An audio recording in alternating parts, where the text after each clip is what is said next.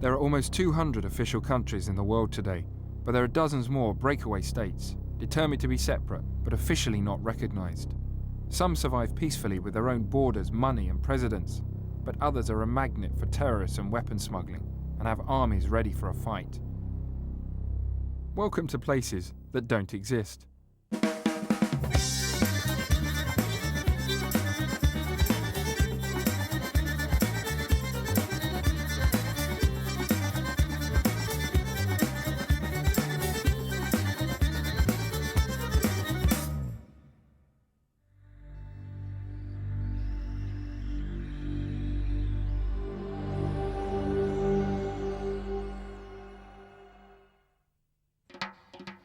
Georgia has a particular problem with breakaway states. After the collapse of the USSR, Georgia became independent. But three parts of the country, South Ossetia, Abkhazia and Ajaria, then broke away from Georgia. Conflicts broke out, thousands were killed, and the whole region has suffered ever since. I drove with my guide, Natalia, through Georgia to South Ossetia on Russia's southern border. On the way, we saw posters of the new Georgian president Saakashvili, who took power in winter 2003. The new president, who's supported by the West, has vowed to bring all the breakaway regions, which the Russians support, back into the fold. Although officially one country, this is where Georgian jurisdiction ends. Tensions were high at the border. Just a day before, 50 Georgian soldiers had been taken captive by South Ossetian forces. Well, these guys are now saying that we actually can't go back because the South Ossetians might try to kidnap us. We can't go forward because the Russians are ahead of us and they won't let us go past either. So we could be stuck here at this Georgian checkpoint. The Georgians will take us to them up to the point where the peacekeepers checkpoint is about 5 kilometers from here. So then we'll have to talk to the Russians and Ossetians and see whether they let us in, because that's where the Georgian jurisdiction ends. So we're in no man's land now? Yes, that's right.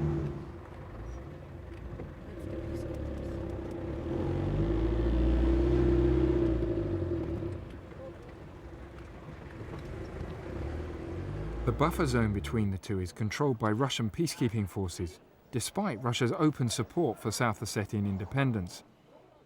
Georgians say the Russians just want to keep soldiers in Georgia. Natalia spoke to a group of Russian soldiers who are happy to explain where their loyalties lie. The guys that are saying that they identify themselves with South Ossetians and they're ready, they might be here as, on a peacekeeping mandate, but as soon as there's some sort of an aggression or some sort of an implication that there will be war, they're gonna tear off, and that's how they said it, they're gonna tear off their peacekeeping badges and they're gonna fight for South Ossetians. But they were telling me, they were, listen, you were America's puppet, you know that. They're Americans training Georgians, now they're British Army training Georgians. You are the puppets of Westerners. Can we just ask the General? Ask the last question. Yeah, can we just ask the General, what is his aim here? Вы знаете, вот еще один вопрос, и все, поехали, хорошо? Какая цель у российских миротворцев здесь? Чтобы здесь был мир. У российских миротворцев. Russian peacekeepers are keeping peace. It's only Russian peacekeepers here who are keeping stability. The Russian general eventually gave permission for us to cross into South Ossetia, and we followed his army jeep to a South Ossetian government ministry to register our arrival. This is actually the South Ossetian Foreign Ministry, which almost sounds like a contradiction in terms, but it's a proper breakaway state. They formed their own government, and of course they've got their own foreign ministry. For 12 years, South Ossetia has existed as a self-declared country, with its own flag, army and government, but not recognised by any major state. The people here are mainly Ossets, who speak a different language to Georgians. The government has vowed to fight to the death rather than rejoin the Georgian fold. They clearly don't think much of President Saakashvili. We've got a South Ossetian magazine here, a news magazine, and it's got a picture of the Georgian president, Mikhail Saakashvili, on the front. It's hard to think of a more unflattering portrait. He's got a hand of America using him as a puppet. It's even got him with a swastika armband on, leading death and pestilence into South Ossetia. It's really rude. Here's more news from South Ossetia. These are the Georgian troops who were taken captive or hostage here, depending on your point of view. А почему вы эту захотели, а почему вы вот эту не захотели? We were just doing this. Show the tape.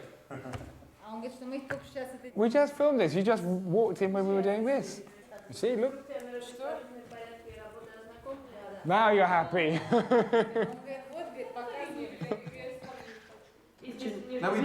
Веселый мальчик. Well, I think we've managed to basically persuade the rather tough South Ossetian woman in there that we should be allowed to stay. I think she was at one point going to kick us out, but she's now going to let us stay, and hopefully we'll be allowed to stay a little bit longer than the 2 hours they initially said we could be in South Ossetia. Oh, we're not allowed to film? Oh.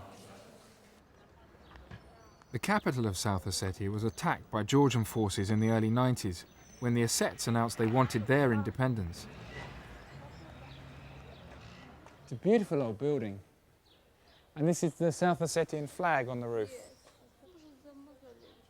They're saying that where there's new plaster, this is where bullets hit the building during the war just over 10 years ago. Well, they don't want you to film that. It's not take there, picture there. Why? I think basically because over there is the government ministry, maybe where the president works. And they're saying they don't want you to film that. President of South Ossetia is right behind. Ah, Where is it? Which one is it? just over there. Can we go and speak to him? No, we can't go to him. It's the president of South Ossetia just over there. He's just gone now. And we really wanted to speak to him, but they're saying we can't. They won't let us go and chat with him. They're saying before we take your tapes away, just keep going. Leave before we take your tapes away. Okay.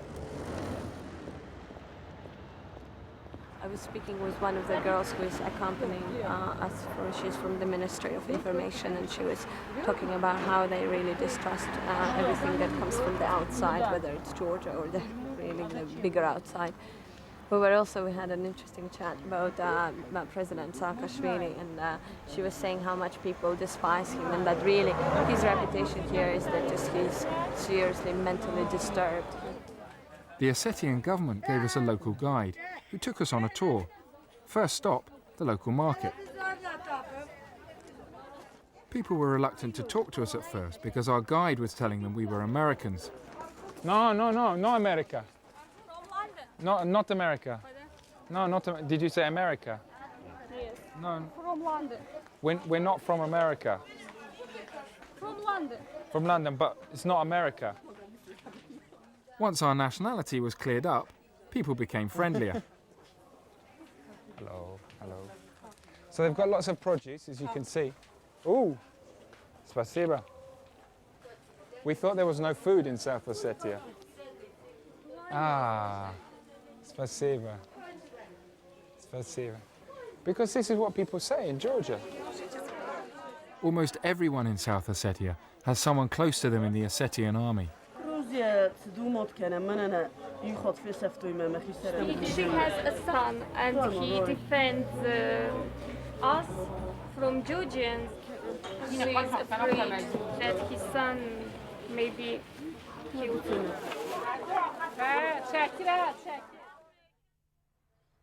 Many here have already lost a relative. Our guide took us to the grounds of a school, where a makeshift cemetery was established during the Georgian bombardment. Here is a father and a son. And they were both killed during the war. Yes, but it's horrifying, really. It's supposed to be a kid's playground. It's not supposed to be a cemetery. So Georgia did a lot of heavy bombardment during the war here. Yeah, there was heavy bombardment. There was a lot of looting. Georgian army and paramilitaries behaved in a terrible way. A lot of people were killed on both sides. What does that say? After I've lived through all of these tragedies, I know that you, my proud Ossetia, will win.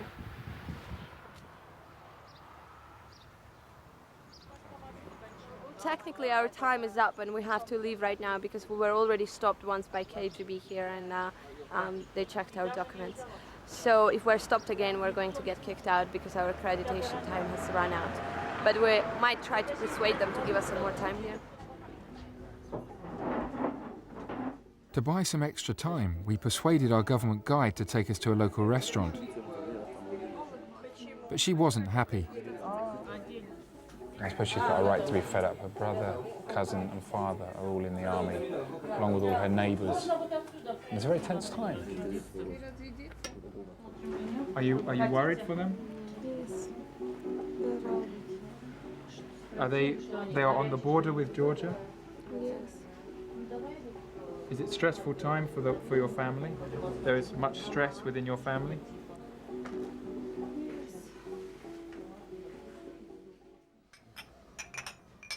In the back, we found a group of young Ossetian soldiers who had taken a break from the front line to celebrate a birthday.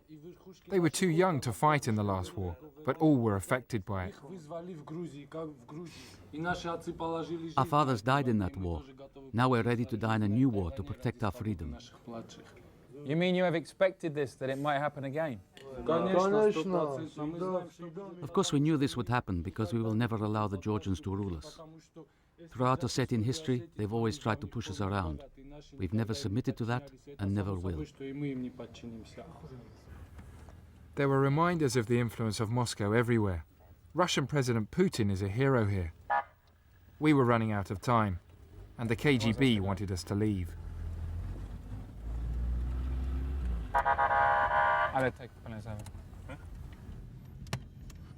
Give me a new tank. Our guides are getting a little worried about the KGB guys behind us, so they want us to leave right now. Spasiba. Not at all. Thank you. I hope to see you again. I hope to see you both again. So do I.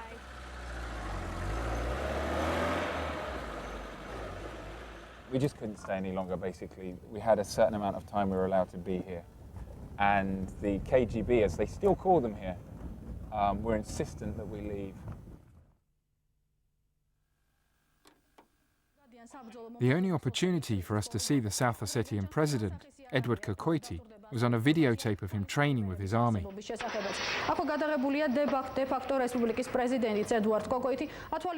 He's dressed in combat fatigues. He thinks of himself as a military leader as well as a political one. Yeah, he does, and he's preparing for war, and that's what he says here as well.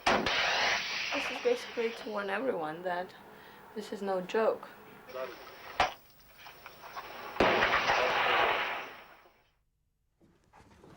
Back in the Georgian capital, we were summoned to meet President Saakashvili, the man who's trying to reunify the country. It's the president. Hi, how are you? Simon from the BBC. Hello. Nice to see you. Nice to see you too. This is Will, and I believe you know Natalia. Where are you going now, sir? I'm going to meet, there is more population of people from opposition ethnic origin that came here for demonstration. Right. And basically, well, they didn't expect to meet me, but You're going to go and say hello? yes. And what are they out here demonstrating for? For peace. For peace, that's what we want as well. It looks like Russians want to stir up trouble on the border there, but we are trying to keep things calm. We don't need any other bloody clash there. And how difficult is the situation vis-a-vis South Ossetia at the moment? Well, it's a very small piece of territory, but it looks like that for Russians it's kind of marginal line of defense. God knows for what interest. So, Right. on the one hand, we are trying to settle things. On the other, it's the kind of leverage over us. Right. Yeah. Are you worried about the possibility of conflict? Is it a serious possibility? Well, there is chance that there will be clash, but we hope it won't happen.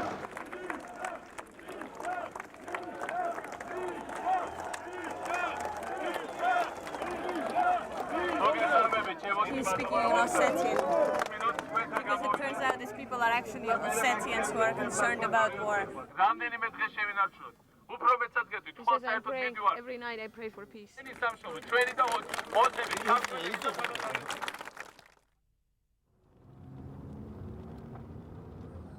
Georgia is changing rapidly.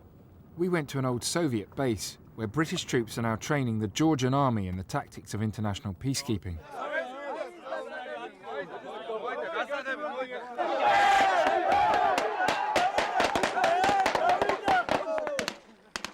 Local medical students added a touch of realism.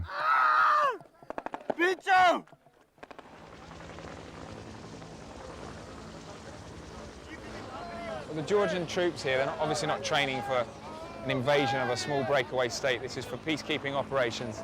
But this is really why the Russians are so angry, because we're here with American-trained Georgian troops. We're now training alongside British troops on an old Soviet airbase just on Russia's southern borders.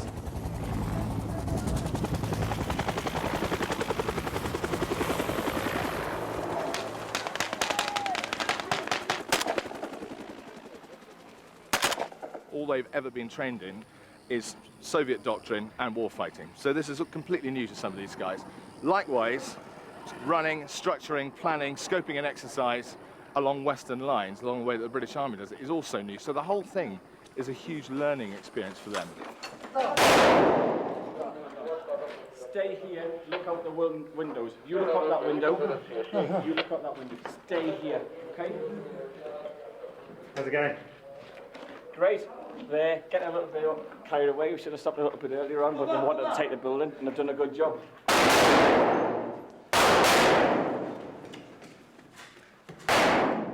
Much of their military hardware has been provided by America.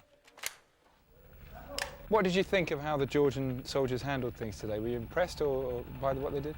It was quite impressed by their discipline, very aggressive. Is that good or bad? Too aggressive for peacekeeping. But in a lot of other aspects where they need to be aggressive, great. But when we left the peacekeepers just down the road, we found Georgian troops preparing for war much closer to home.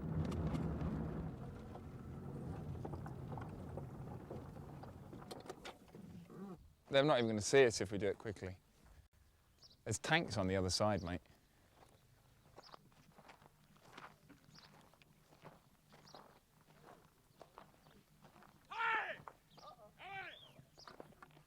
We were just trying to get close to a Georgian train that is just behind me, loaded with tanks, armoured personnel carriers and artillery. And they're shouting at us now. Look, it's full of people. There are always people there. Where? Yeah, there is. The train there is full of troops. Stop. Wait, 1 minute. Keep filming. Just keep filming, please. Yeah, All right. It shows that, you know, on the surface, Georgian politicians might be saying, oh, well, we're trying, you know, we don't want there to be a conflict. But underneath, the reality is they're clearly absolutely prepared for it.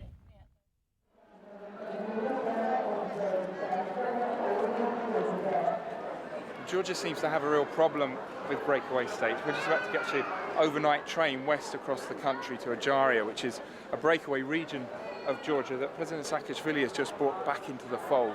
And that's the reason why South Ossetia and Abkhazia are so worried. We were very lucky to get on this train, actually.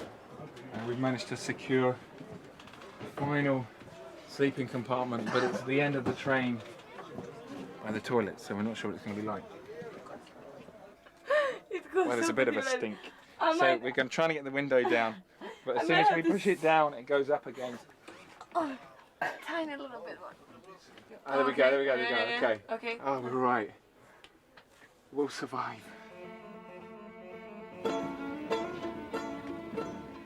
In Soviet times, the Black Sea resort of Ajaria was a favourite destination for Soviet holidaymakers and the old Communist Party hierarchy.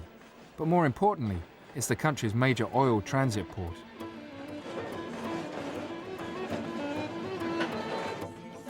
До свидания, до свидания, до свидания. Ajaria spent a decade as a breakaway region under the rule of Aslan Abashidze, a corrupt local politician, before President Saakashvili took it back. I think we need to have a word with our driver. He's an undercover cop, or he's got some useful props that help him to get through traffic jams. This is fantastic. Can I buy one of these? This would be so good in London. So he is a police officer? Yes, it turns out that he is. He's off duty. We should Ну say. сейчас отдыхаешь. Yeah, he's on holiday now.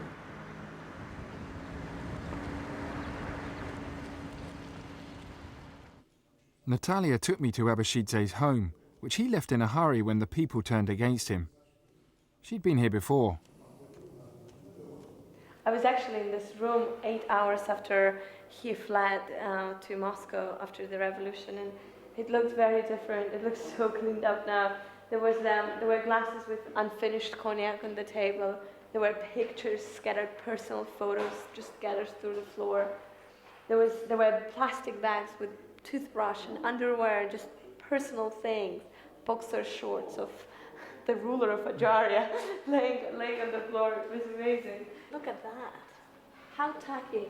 How tacky is that? Is this one of those ones that light up? I think so. Let's try.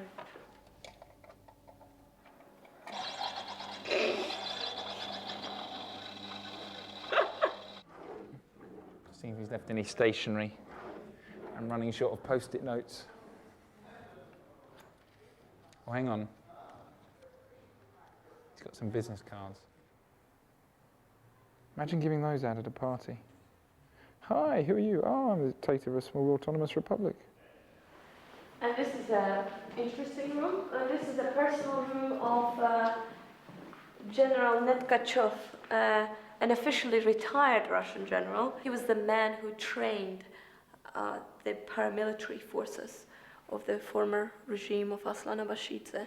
And he was a man who was very welcome at his house, as many other Russian politicians, including Mayor of Moscow, who is a big personal friend. What do you think, Will? I'm not sure it works with the trainers. I hadn't fully appreciated until we came here just how strong and important Russian influence in Georgia, in the breakaway states, still is. I mean, even now, more than a decade after the Soviet Union collapsed, Russia still calls the shots. That's it. Georgia is still dealing with the consequences of the collapse of the Soviet Union. At this old military base, tons of ammunition have been abandoned, leading to fears explosives could fall into the wrong hands. God, look at that. These are huge anti-aircraft missiles. These are the ones that each contain about 1.5 kilos of TNT. There's nobody guarding them. As you can see, we're just wandering around opening the cases. And these are actually really quite easy to turn into terrorist weapons, or to take the explosive that's in here, just inside the end here, and turn it into quite a significant bomb.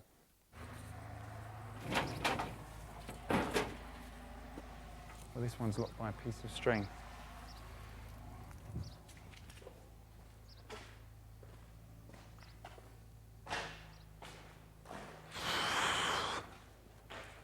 Hairs on my arms are standing up.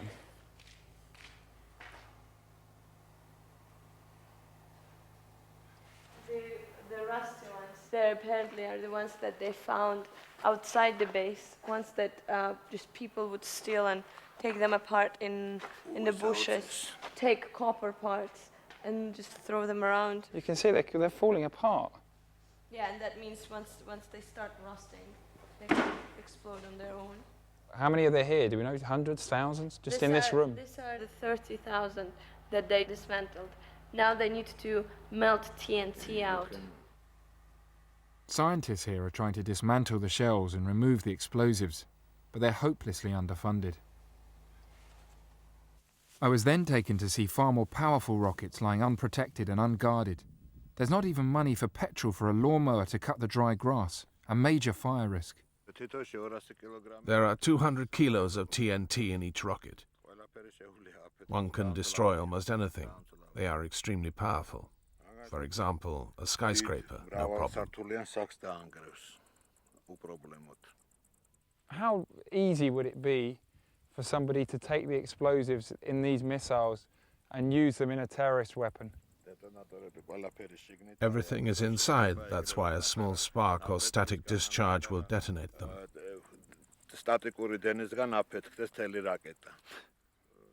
You could detonate one with a small battery.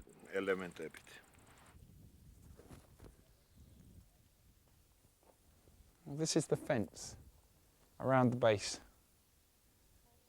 There is no fence. There's nothing there.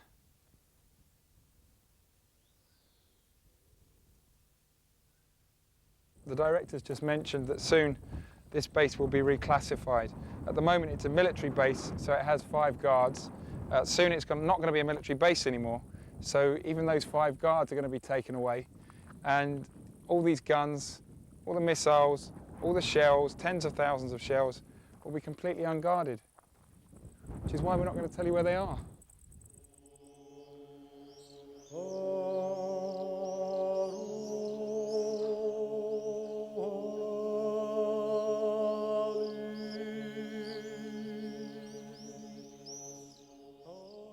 We travelled west to Abkhazia, the largest of Georgia's breakaway states. After declaring independence, they also fought a war with Georgia in the early 90s that killed thousands and ended in uneasy stalemate. The United Nations has an unarmed presence in Abkhazia. This checkpoint is under Russian responsibility, and they're responsible for security here. We'd been warned it would be difficult to get in, so UN peacekeepers said we could hitch a ride with one of their patrols through the southern part of the breakaway state. So where are we now? Now we are on Abkhazian side. So we're in Abkhazia. We are in Abkhazia. Oh, sorry. Sorry, we have. So you can see the refugees.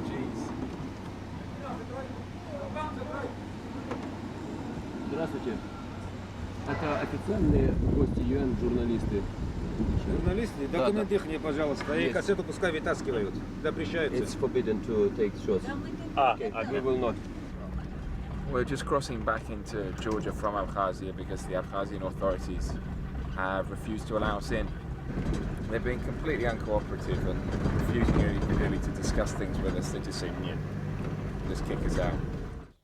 We tried to enter Abkhazia several times, but were refused, like many others. When war broke out with Georgia, thousands fled and took refuge wherever they could. Years later, this old tea factory is still home to a number of families from Abkhazia. What kind of life are you talking about? Do you call this life? There's no electricity, no food, no water. This is not life. They get electricity for 2 or 3 hours every 15 days. And they have running water only when they have electricity. He told me his final wish was to be buried in Abkhazia, his homeland.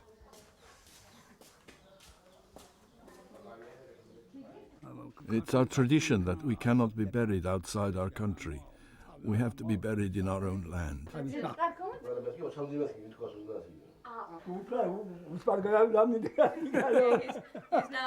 He's now telling this story. He's like, oh, the easiest way to get to Abkhazia is to die and get yourself a place at the cemetery.